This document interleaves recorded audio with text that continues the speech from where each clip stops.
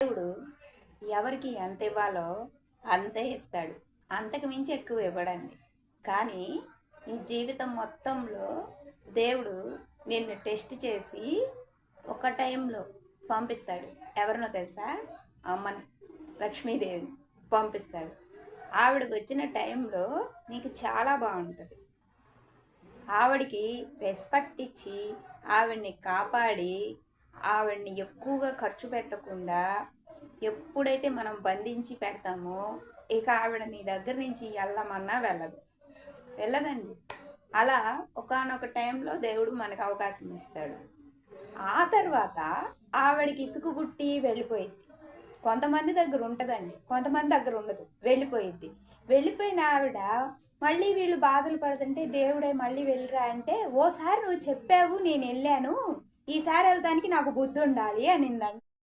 అసలు ఆవిడ ఎందుకు వెళ్ళిపోయిద్దండి? మనం చేసే పనుల వల్లే ఆవిడ మన ఇంట్లో ఉండకుండా వెళ్ళిపోయిద్ది. ఏం పనులు?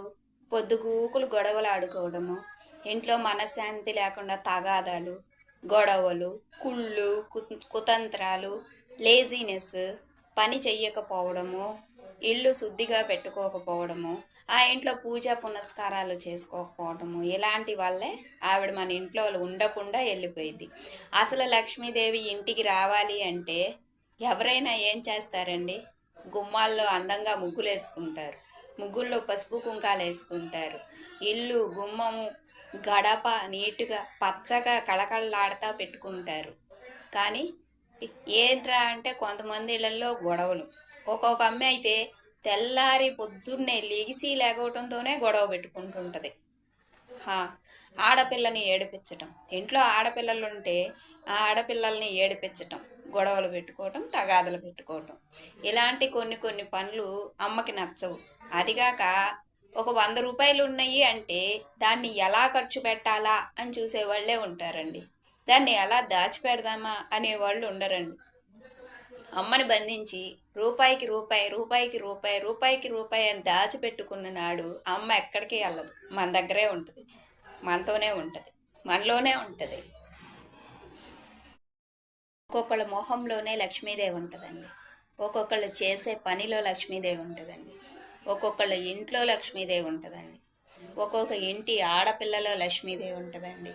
ప్రతి దానిలో మనం లక్ష్మీదేవి ఉంది అనుకొని, అమ్మ ఉన్నావు, నన్ను కాపాడు, నువ్వు లేకపోతే ఎలా అమ్మ అని చెప్పి ఆవిడ్ని స్మరించుకుంటా ఉండండి.